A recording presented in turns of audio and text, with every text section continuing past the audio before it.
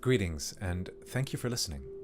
I had the chance to have an extended conversation with the curator, Matthieu Lelièvre, who curated Thameur Mejri's exhibition States of Exception at the B709 Art Station in Tunis. The exhibition itself runs from the 25th of March to the 2nd of May, 2021. In our conversation, we discussed numerous aspects of the exhibition, Matthieu's own curatorial approach, concerns around painting, and the possibilities of social and political engagement through artistic practice. Matthieu Lelièvre is an art historian and independent curator for contemporary art, and a curatorial advisor at MAC Lyon, the Museum of Contemporary Art in Lyon, France.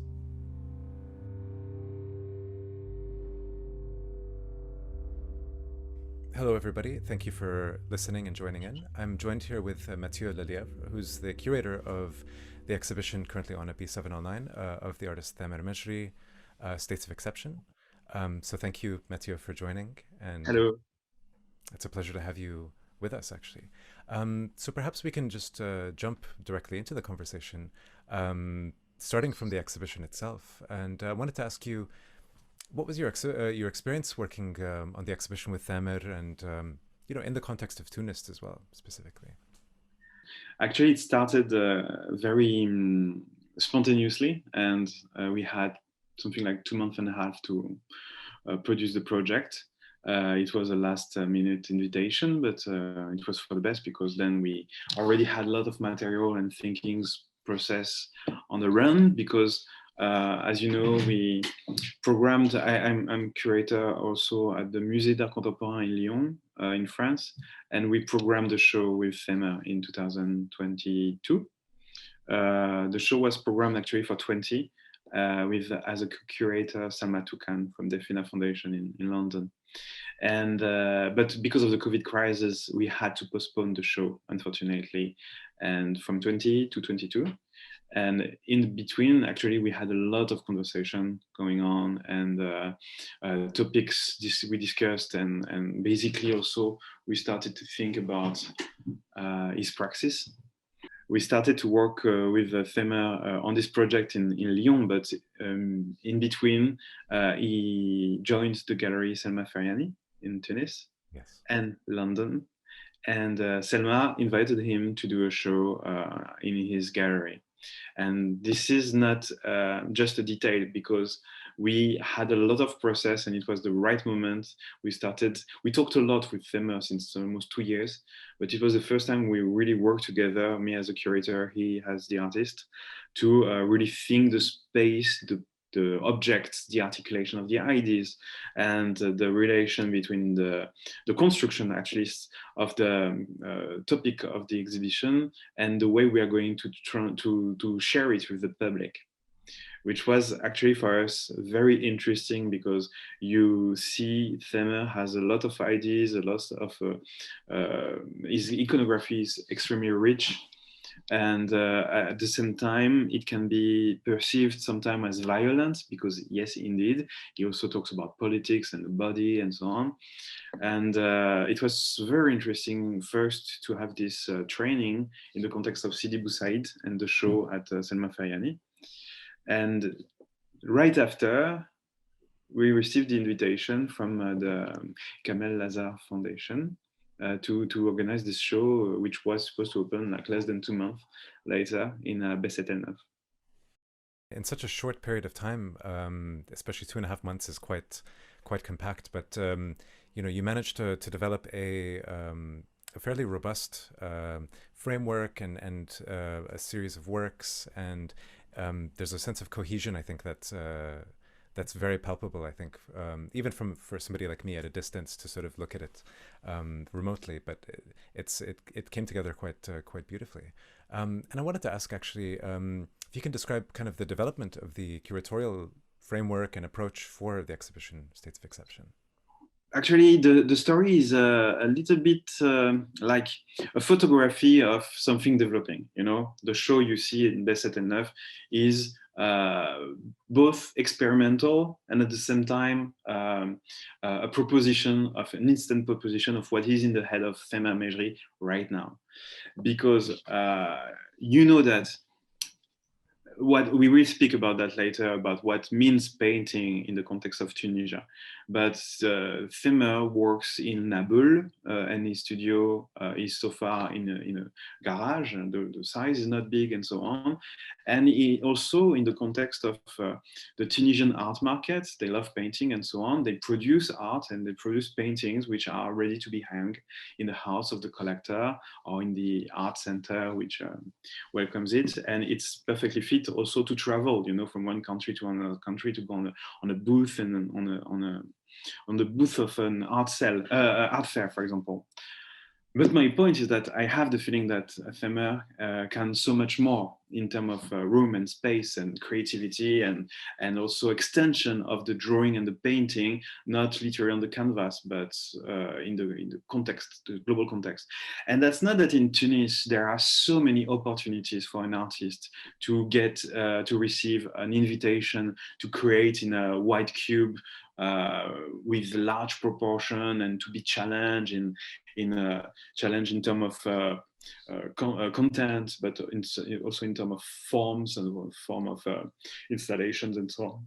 So that was, we started first at Selma Feriani, that we were like thinking, okay, great, but my point was, can you have this capacity to draw, this capacity to bring color together. You constructed a system of a painting, which is quite recognizable. It has a pattern, it has really a beautiful praxis. But I wanted to challenge him in for example, maybe getting away from the color to take responsibility of the content just through the drawing, for example. And it's kind of ridiculous, but I invited him, for example, to show me his drawings, pure drawings, because he draws a lot, you know, but he draws on a little format. And I was like, what would you do if you had to draw on a very large paper? And it's not that in Tunisia you have lots and tons of possibilities to find this material, you know, large sheets of paper, to be very basic, you know. And Selma got a roll of paper, and for the first time he had like a big roll of paper, and he could do a 10-meter large drawing if he wanted. And that's very interesting because it's not given, you know, we have to be aware of that. And so he started to do this drawing, and for the show in Sidi Bou Said, I also asked him, and what happens if you draw outside of the paper? And if can you do a mural, for example? Can you do not a fresco, but literally drawing on the wall? And I was extremely impressed. But when you give this kind of challenge to Thameur, he masters it, you know, because he draws beautifully, strongly. He has an eye for composition. So that's the exercise we had at Selma Feriani, but which took a totally other proportion doing it in Bessetel Neuf. It was like, and then I was more and more confident. So when we approached the show at Bessetel Neuf, what we had is a ground floor of approximately 500 square meters. And the team was really amazing. We could do basically, I mean, we could ask at least whatever we want, and then we see in the reality building walls or not, you know. My approach of curating is also to kind of respect what we have and listen to the place. So the environment is, for example, like the white cube, but it's also very industrial. So the idea was not to reproduce the house of a collector, for example, but really to listen to that. And then, once again, we had an amount of paintings, which was actually, some of the paintings were meant to be shown in the Maclion, but because of the postponement of the show and so on, we had this painting we could use. So naturally, we had an amount of work to be exhibited, because yes, once again, we had 2 months and a half, right? So we had these paintings, like let's say 8-10 paintings, quite large, to be displayed. But I thought it was very sad to reproduce a classic hanging, you know, in this white cube, a kind of gallery context, you know. So I invited Thameur as well to continue to think and explore if he would not continue the experience we started at Selma Feriani by somehow disconnecting the fabric and the frame from the drawing and from the color. So and he was very enthusiastic, and he really wanted to do that. And we had this conversation with Béatrice Dunoyer, head producer at BST9, and Lina Lazare, the director of the foundation. And they really liked the idea also of because that's something you don't see that much, you know, a painter totally exploding his own praxis in order to conquer the volume and the space and so on. So we had this discussion, everyone was enthusiastic, but we still didn't know what we were going to do exactly. So I work with SketchUp, you know, this kind of simulation of space. I love to do that. It's like, you know, drawing. And we divided the idea of the show in three moments. We wanted to challenge the viewer, you know, to the for example, the spectator who knows the work of Thameur, but also the spectator who doesn't, but has a clear idea of what an exhibition is supposed to be, and challenge as well the people who don't know what an exhibition is and what contemporary art is itself. So first, that's why we had the idea that the person who is entering in the space should kind of get should lose their own fixed points in the space. You know, painting is hung, we have a show. No, it's not going to be like that at all.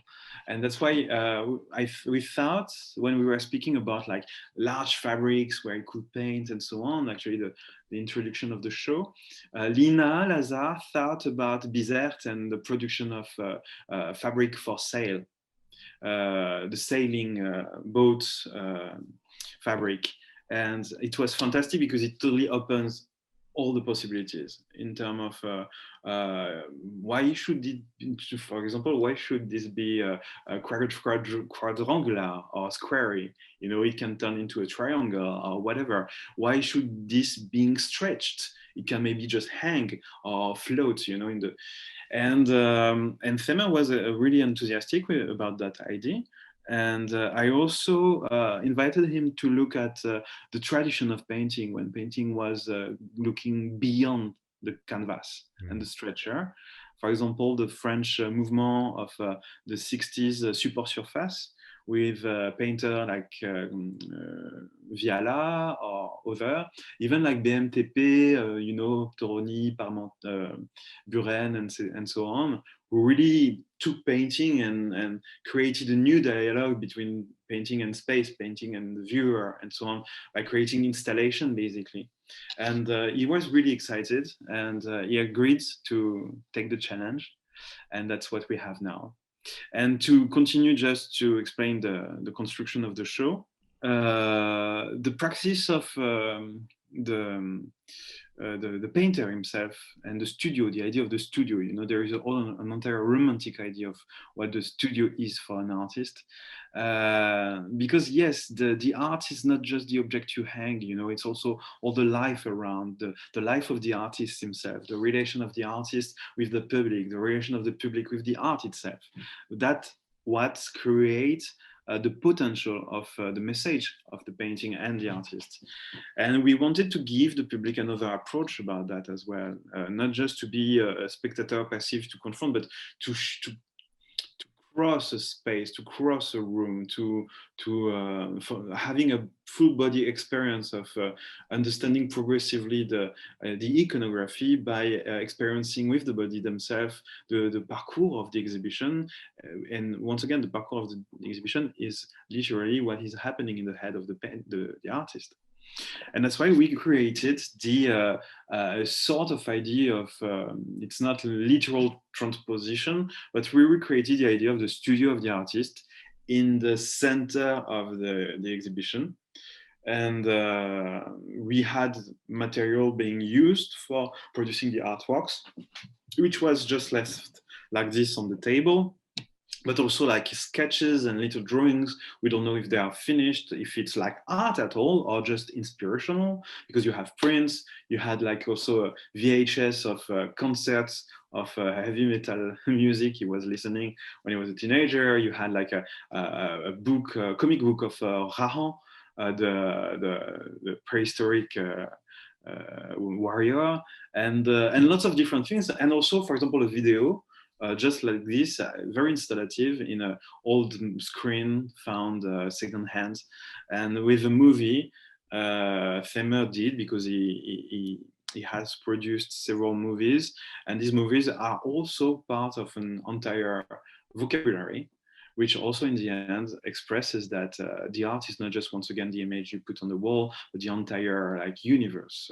The artist is taking with him and translates, and sometimes he uses a part of the elements, another moment it's going to be another part. And this, in this context, at least I hope that's what we try to achieve, that the viewer is understanding that the art, once again, is a global thing. It's a global context. It can be the painting hanging, but it can also be the discourse produced around. It's also the light. You know, there is something very professionalizing about this show, because we worked also with a team of light professional of the lights for the show, for example, and they gave ideas of how the light could hang to create or to support at least the general idea of the show. And it was a fantastic team. It was extremely professional, and I hope that the public is feeling that. Most certainly. And I think from what I was able to see, the interesting how the works and the sort of the tripartite division of spaces allows for not only as well just a one directional exploration of the art and the practice as well, but when you for example go through the three large paintings at the beginning that sort of take up the space in a very kind of dramatic way and guides the choreography of the viewer. There's the kind of white cube gallery style hang, and then after that you enter into the studio. But then when you return back, I think it starts to unfold, which you've mentioned before as well. This what Thameur's practices, and it starts to become a kind of self-contained world in itself, which I think is quite an interesting thing. It's not neutral, being able to go back and forth. Something changes, I think, in what you see of the work, but I think, as you mentioned as well, of what an exhibition is and what an exhibition of painting can be. And speaking of painting, actually, I wanted to ask because painting is has almost has quite a heavy weight of history in it. I almost feel that every time a painter puts their brush on the canvas, there's hundreds of years of weight behind it, and there's a lot of implications. And you've worked with painters before, and especially with Thameur. And I'm curious. Some of the ways that you approach dealing with the medium of painting, given its kind of the historical and practical implications. I trained as an art historian in 15th, 16th century European painting. So my background is also Primatis and Poussin and so on. I discovered something beyond art and painting itself when I discovered contemporary art later, and I met artists and I understood that it is what I wanted to do. But I always kept painting as something which was really close. And also my training also helps me to always keep a deeper idea about what art history is. And when an artist is working in direction, I have to say I'm very happy that I have medieval references to be able to connect with his practice and his creations and so on. Yes, painting is also a very emblematic symbol for the art itself, as you know. And when we prepared the show of Thameur, States of Exception in Barasrec, but also the show at Selma, I have to confess that it was with a certain form of humor and challenge that I was challenging the idea of painting itself in the context of Tunisia. Because if you ask someone from the street, so what is art? And he's answering mostly probably that it is a painting, because the painting is carrying the idea of art itself for so many people. But it's particularly true in Tunisia, I have the feeling. It's kind of, that for example, for a long time, it was very hard for performers, video artists, to make the general public in Tunisia to understand that what they are doing is art, because from it's a long training of the entire 20th century, that art is only defined by a painting, and not a large painting, you know, like a framed specific painting. That being said, Thameur, for example, is a professor at the fine arts school in Tunisia, and himself is also like sharing the experience of painting, but his work is so much more than just painting, that I thought that with this show, for example, is the right moment to challenge the idea of painting itself, and in the context of Tunisia, which makes it so specific. Because will the public, for example, recognize the value of the same drawing once it slipped away from the canvas and it's going to be on the wall? Once you think that he actually made drawings which are meant to be destroyed by being recovered with the brush for the next show, you know, will it still have a value? Because of course it's something that we think is um, one of the standards of contemporary art, that anything can be art, you know, since Duchamp and so on. And it's a value which is more or less mondially recognized. And I say more or less because sometimes you have countries where, for example, the mood, it turns more conservative, and then they go back to the traditional values of the arts, like the sculpture and so on. You know, even like the multiple or the video art or the performance can be seen at some point as not a value of reference, but attacking the idea of painting as the value of reference in this context of this show, I think is the perfect way to show the public that there are so many other ways to do art. And it doesn't mean that we don't respect painting. It means that we try to show as well that an artist doesn't just exist because he produces an art which is going to be sold. Being an artist is also an attitude. That's why we created the idea of the studio, for the public to understand that there is so much more beyond the idea of art just being defined by putting an exhibition and hanging 3 paintings on the wall.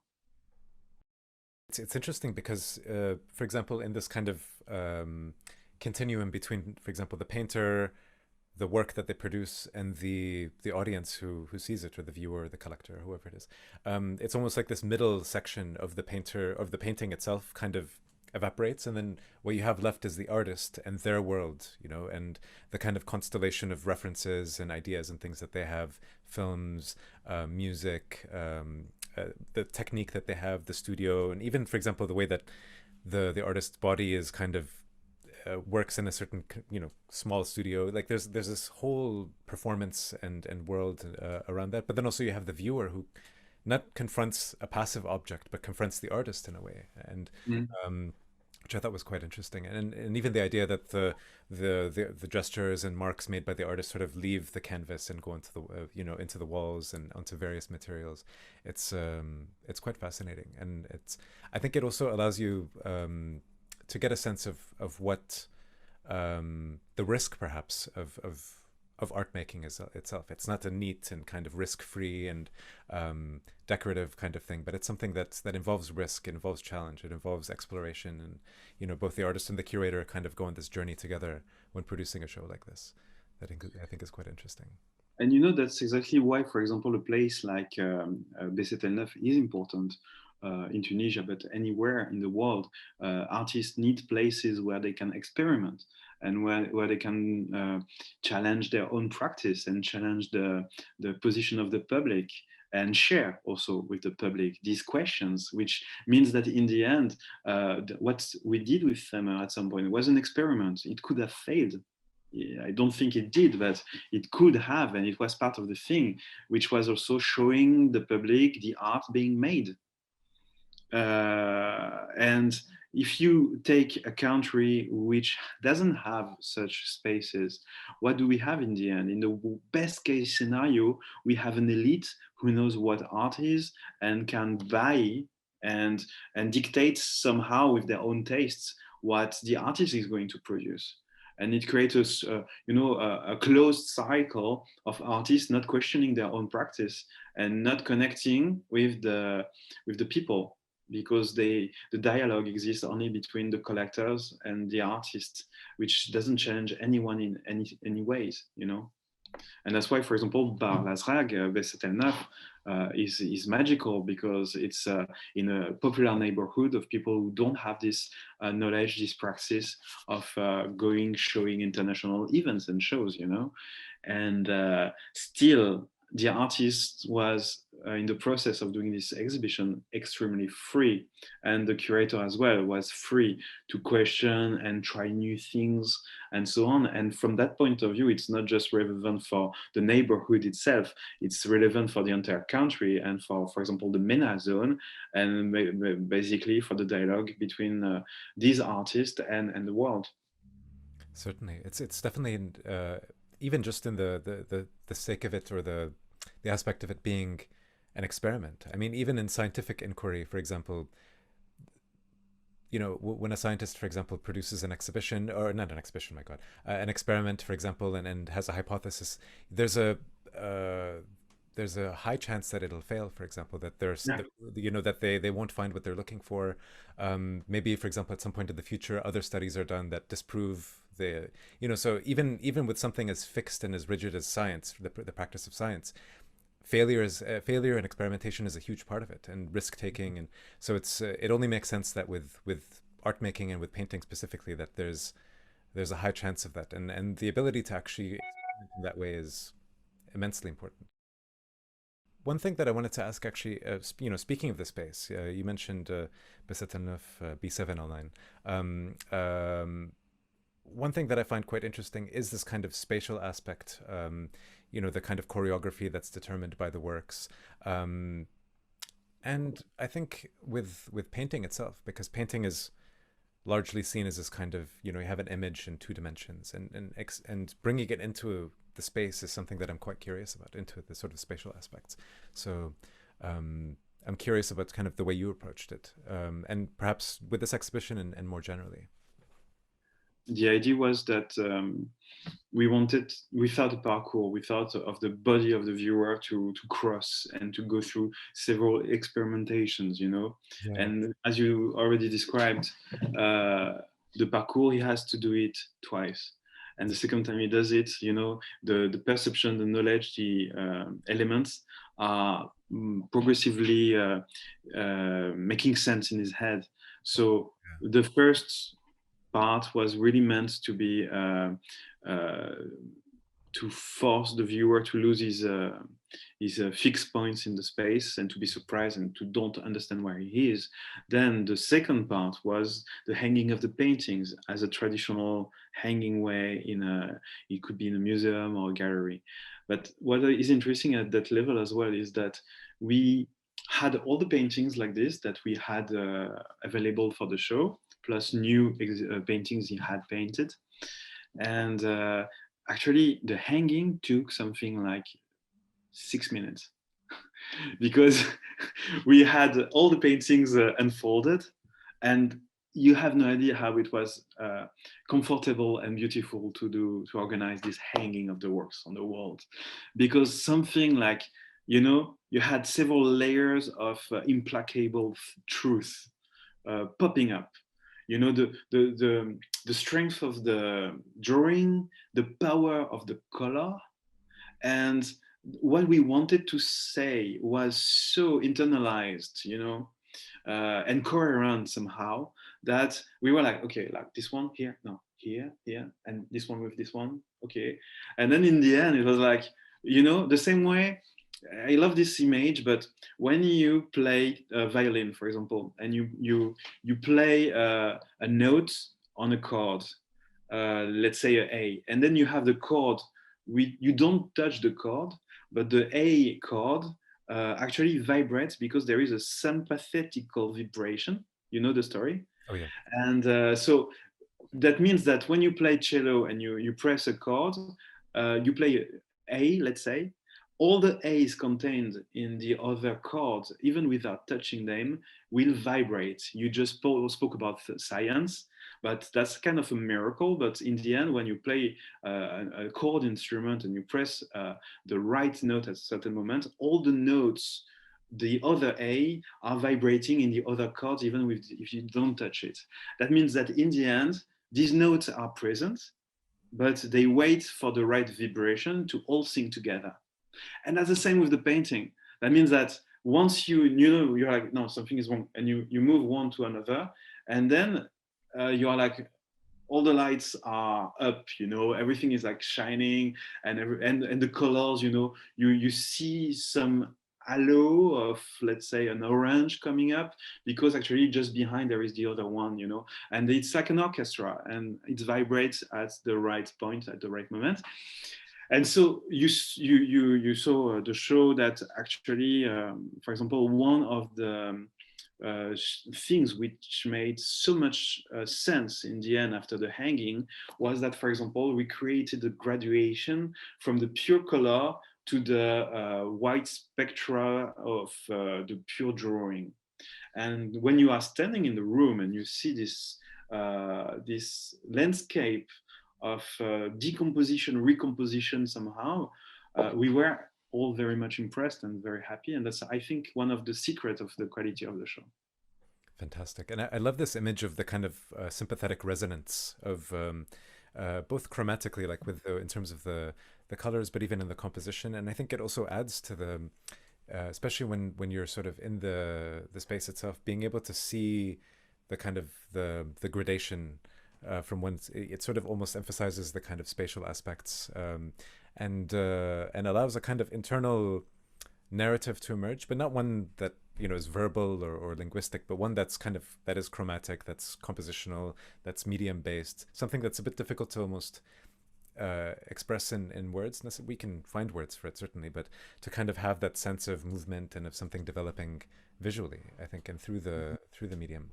Absolutely, because at the same time, because I have this relation with painting, you know, of course, and at some point I painted myself, never as as an artist, but just to experience painting and so on, and the tradition of painting. I'm always a good talker with painters, because I know the pigments, I know how the time of drying. You know, when there is always this question of painting in French, we say gras sur maigre. That means that it has to start with a dry painting because it has to dry, and then you go up. I mean, which is relevant for oil painting at least. And then, you know, at some point you have this you have to wait for this painting to dry. If you go too fast or too slow, you will kind of destroy the color, or you will accentuate the transparency or something like that, you know. And that's it. I have this very specific, and it's not like resuming my relation to the art at all, but with painting I have this specific bond, which is that I am really able to have a conversation with a painter. And on the other hand, because of that, I'm always very distant, because I can be very critical toward painting and a painter. And that has a very interesting consequences. Also, for example, I lived for a couple of years in Germany, and in Germany they have a very heavy tradition of painting. When you think about the school of Dresden or Leipzig, with painters like Neo Rohr and so on, and they always kept the status of painting as being like the big art, with a Richter and so on, you know. While, for example, in France, for a while, painting was very disconsidered, with all the process of the neo-realist and the deconstruction I spoke about of the support surface. At some point, painting became something which could be considered even as kitsch at some point. And I think it's very fascinating, the world of painting today. And you know, the Hegelian, the end of the art. Every time that in a country there is not a very good level of production of painting, that's where people say that art is dead. But still it continues. And that's why I think it's very fascinating. And just to bring about my experience with painting, so I'm very critical, and that's not necessarily the first medium I work with an artist, literally. Also because of the topics I'm working with, uh, social engaged art or political art and so on. Painting is not necessarily the best medium for that.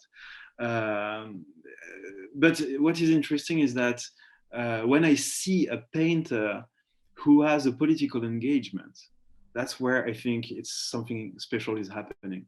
Mm. Because so the painting can be seen as such a bourgeois way of producing an item which is going to decorate the interior of someone wealthy. Uh, when a painter has a deep social and sensual, but social engagement and uses painting, it can be absolutely on point and miraculous, like very precise and beautiful. And that's the case of Thameur, for example. For me, Thameur is a brilliant painter, even better than a drawer or installation art. That's something he only approaches now. But he is a full contemporary artist mastering painting. And that's how I love to look at him. And the same way, for example, like 3 years ago in Rio de Janeiro, I saw the production of a painter. His name is Matthieu Lelièvre, and he's a young guy from the favelas. And he had the chance to do the art school, so he learned painting, but still he used painting through the idea of through the question of the color actually of the painting itself and the paper. He totally politicized his own practice of painting to question really the idea of race and social domination in Brazil today.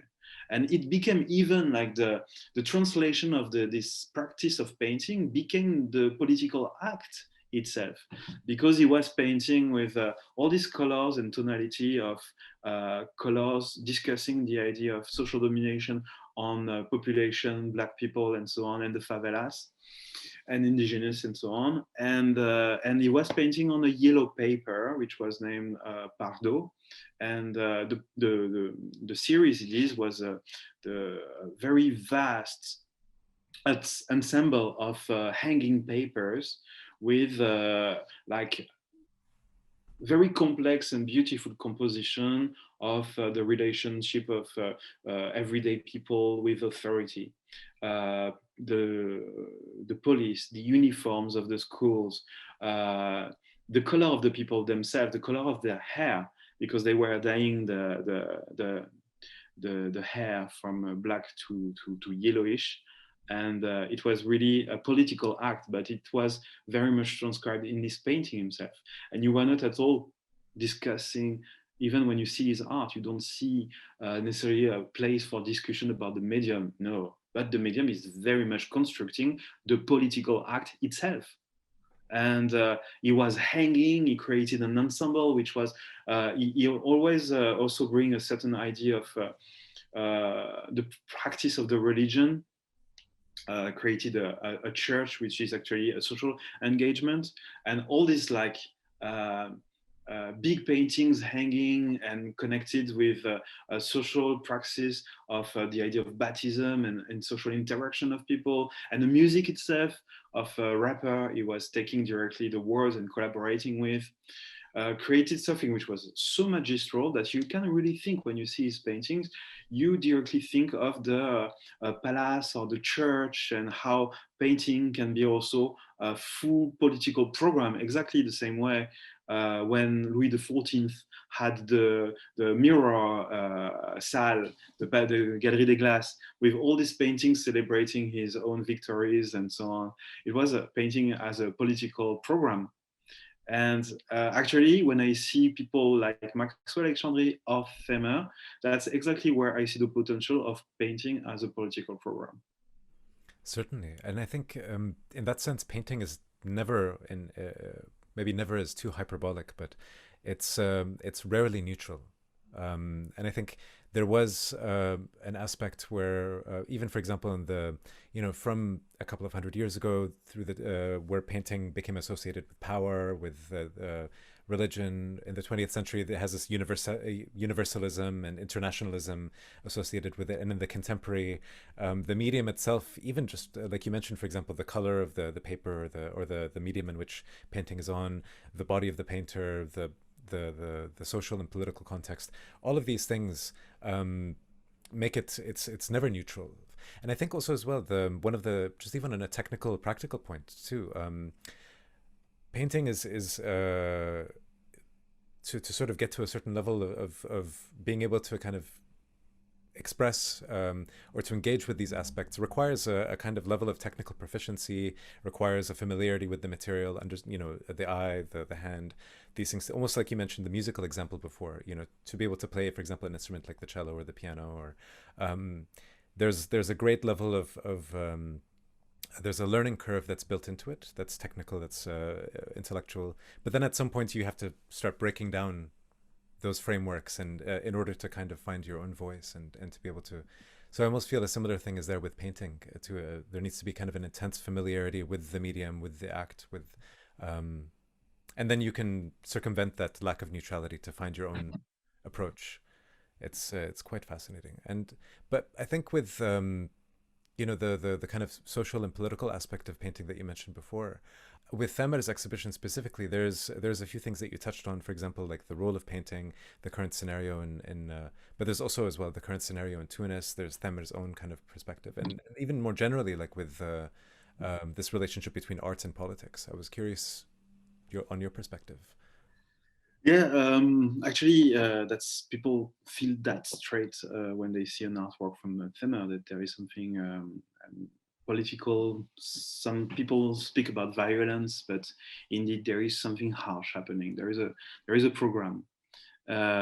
He uses everyday's instruments in order to create a composition, but then you see literally you see, for example, football balls, which is kind of like theoretically neutral, but in the end, it's still part of a discourse about power and masculinity and democracy and so on. But you see guns, you see cameras, instrument of control, instrument of surveillance, and then you very fast you hear the artist himself mentioning and referencing. You have words sometime in the paintings which gives you these clues, these little items which gives you, like, in the end you have a list of objects. You have drones, you have fire, you have elements like that. So you cannot just think that it is about like a quiet afternoon on the beach. It's a journey, and it's a journey through something which actually become recognizable with when you are questioning certain aspect of the politic. And in the specific context of Tunisia, for example, Thameur is questioning the exercise of power. And when he uses references like Michel Foucault or Giorgio Agamben, and this philosopher who questions the nature of the power of democratic countries, that's exactly where these signs and symbols in his paintings are taking all their power together. They just received the color which inflame the entire composition. So once you understand that it is about that, you see the associations, and that's how the compositions of Thameur are working. The association between the body, for example, and surveillance camera, that really expresses how you are free or not to move, how you are controlling your movement, how your gesture are being reported. And there are so many connections you can do like this between the items in this composition, that it takes you, for example, to the idea of relationship with power, with police, or in the context of the family, relationship to the father, to the children, who has authority on who, what brings to death, what brings to life, and without basically having the philosophical references of this of the artist, you can still, in a very basically hieroglyphic way, create your own connections. And when you see, for example, symbols of spirituality or religion, it questions all these forms of authority. And for example, patriarchy as well, the effect of the power by men, or the power by rich people, or the power by militaries. It's very interesting because it's not just an illustration, you know. It's an open book where you can create, as a viewer, your own relationship to that. And somehow it's very interesting as well, because that questions how art can be political or not, you know.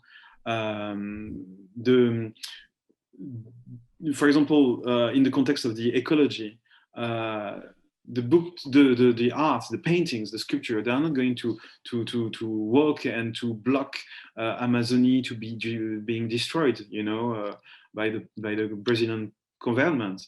But that's by all the artists creating artworks which brings awareness in the head of the people, which is going to activate at some point attitude and reactions, and everything is political because everything can be activated and be activated in the mind and in the body of the people. But once again, that's not going to be the art themselves who are going to block that, but the art can serve as a cathartic tool.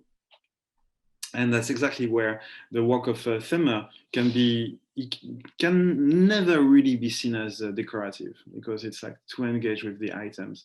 But then you understand that you have actually a political statement in front of you. You can read it or not, but once you've seen it, you cannot unsee it. You know, and that's where, for example, he always makes references with specific movies, because cinema can work that way as well. You know, you arrive and you have the feeling that you are going to see entertainment, and sometimes you just find a very interesting movie which actually explains you that it's your choice. You can decide to make something out of this argument or this idea we just planted in your head. You can do something with it or not. It's your responsibility now. You know, the artist has done his job. He has alerted. Then it's you, the citizen, to decide what you want to do with it or not. And we spoke about this with Thameur as well, the Carpenter movie, They Are Alive, you know. It's super interesting because it's like this aliens that are in the world, and they are creating subliminal messages for the humans to just being turned into slaves to serve the interest of the aliens. And this guy find the glasses, and he put the glasses, and he realized that like all the advertising are sending messages to dominate the people. But once he knows, you know, he cannot unknow, you know. And Carpenter is an interesting reference because Thameur loves his works, and somehow it kind of acts that way. You know, it forces the people to be aware of the relationship, for example, between consumerism and authority, between political ideas or religions statements and so on, and domination, and in the end, you know, I mean, it's like a dictatorship. It can work, why not? But if people accept it, you know, and democracy, that's the same way. It can not work if people accept it. So it's always a challenge, and the political aspect of the art of Thameur is in this possibility to create consciousness in the very details, you know, in the very simple details of life, by what you do, what you eat, what you relationship with your friends are, if you are going to vote, if you are not going to vote, if you are what you are reading, the words you are using are describing an attitude which has consequences for the masses. Basically, everyone is an engaged individual in the society, if they want it or not. Certainly. And I think even down to what appears on specifically on the works of Thameur, for example, you know, there's almost a sense of an equality of objects, and some very sinister, violent objects are on the same level as, for example, like a pair of shoes or a fire Mm, extinguisher or a table, or, and in a sense, there is something I think as well, which putting many of these objects on the same level in a kind of this kind of radical equality of objects. Um, once you sort of once you look away from the canvas and you start engaging with these objects, these very quotidian objects on a in your own life, the resonance of these objects starts to change. They're no longer neutral. They sort of have a meaning because they've been equated with these other things in his work. And I think it's quite a fascinating thing as well, and quite an interesting gesture. There is something that involves, I think, breaking internally, perhaps on the perspective of the artist. Something has to sort of break, or something has to shift in order to sort of say, I'm going to put this glass of water next to a drone, for example. What is the relationship between these two objects? mhm, You have to find those relationships, and it totally. could be one of, for example, one that's very political. It could be one where in everyday life these objects surround us, and it doesn't necessarily benefit to have these kind of divisions because they're all part of the same world in a way, and I think that in itself has a quite a political aspect as well, just to sort of deneutralize the objects and to sort of see them in juxtaposition with others.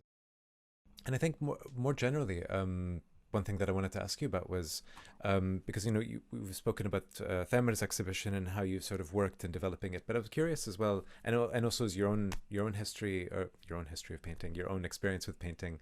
Um, but I was curious about if there are in your curatorial practice approaches or themes that are kind of overarching, or if it's sort of specific to each artist that you work with, certain things that you look for or that you gravitate towards, for example. Yeah, as the same way as an artist has several phases, and moments. Um, I also I have currently 15 years of practice as a curator, but I worked in museums, I worked in galleries, I worked as a free curator and so on. So I have in my practice a very different spectrum of a large spectrum of projects and collaborations. And so, as I started, for example, working in a quite large commercial galleries like Tadeusz Ropac, uh, I really realized at that moment that I was not interested really in the market aspect of the artworks, but what their meaning is actually. And that's also a certain form of progressive political awareness I had myself experienced, which led me progressively to understand that every artist is important and every practice is important, but some of them at some point are more meaningful to you and to what you think has to be discussed publicly. And for example, ideas of minorized population, racialized population have uh, actually produced a context of discussion which brought certain artists to produce amazing and powerful propositions. And currently, I mean, I had sort of a point in my career that I realized that I really wanted to give my energy and my time and to grow alongside artists who are discussing these points, which can be really about social emergencies, basically. And that's how, for example, I looked at the work of Maxwell Alexandri, but some others, and it's really interesting to support minorities. To me, actually, minorities once again racialized or minorized, and it turned somehow into into a philosophy of curating, and for example, showing women artists, showing LGBT artists. And currently in Lyon, we were hosting a fantastic exhibition of an artist who is a self-taught artist who appeared really, really recently although he's not quite young, but he's still an emerging artist. And his name is Eddie Dubien. And his work is actually discussing three massive topics, which is molested childhood, um, relationship to nature, in the context of gender transition. Voilà, he's a transgender man, and his drawing is really a scream, you know, a scream begging for protecting the children who are actually negotiating their own identities, gender identity, but identity in general, in the context of a world which is very not protective of these differences. And I'm extremely proud to have been able to convince and invite this artist also to bring to the public this topic, which is actually finally being heard. But so that was for this project, but there are a lot of other projects I could be proud of, and very much working in this idea of social and political awareness. And working with Thameur, for example, is something which I think is extremely enthusiastic, because his work is very relevant for his own context in Tunisia, where people really need to understand that democracy is not a given treasure. They have to fight for it. And this message is actually very relevant beyond Tunisia. And for example, showing in Lyon in 22 Thameur, it's also a way to support the Tunisian art scene by giving room and space to Tunisian talents outside of Tunisia. But it's also a way for us, for me, to show Tunisian influence, that there is a voice, that there is a talent, there is a way to discuss and negotiate, which is fascinating, and it gives somehow visibility as well to a portion of the French population, which also needs to be heard and needs to be proud, and so on. So you see, that's this kind of transposition of problematic being discussed in the art is extremely relevant, whatever the context is. Most certainly, and there is, I think, a sense of urgency as well, with that you know, in the social and awareness and political engagement and awareness that informs your own curatorial practice. There is, and the things that you mentioned, very much a sense of urgency, whether it's a person's experience in transition, which is has its own traumas, which are, I think, have been silent and invisible for so long. To, for example, the state of democracy in Tunis, which I think, as you rightly mentioned, is resonates, I think, globally with and where perceptions of the other can be, you know, quite narrow or quite tainted. So I think having the artist or the artworks won't go and change the world necessarily, but it's part of awareness building. There's and on top, you know, on top of the fact that you have these incredible works on display and in wonderful spaces, but it's part of a broader process of awareness building and of consciousness raising, I think. And Sorry. sorry. I just wanted to say that there is something very fascinating happening in this context of political agenda, which means that you have a lot of people, and especially the people who benefits of this patriarchy, this kind of, you know, white heterosexual rich man who dominates the world. And a lot of people consider that there is a fashion agenda discussing minorities and genders in the art, and saying that, well, if you are not a woman, if you're not black, if you are not gay, you won't be exhibited, because it's now it's like everything is about that. And I am very much fascinated by this discourse, because it's actually, you know, a minority which acts as a majority, literally, you know, this kind of little group of people possessing the power. They are totally uncomfortable saying that actually they are not the center anymore. And I don't think it's a fashion. It's just like we have the chance of living the time when the arts is mature enough to become again a place of discussion and visibility for diversity. And showing a woman, showing a black person, showing a queer person, showing someone who is associated with the idea of comment dire, the other side of the world where we don't belong to and we have no clue or no interest or whatever. I think it's really forcing the place for discussion and consciousness. And that's exactly how being an artist or being a curator or being a programmer often in the arts can be political.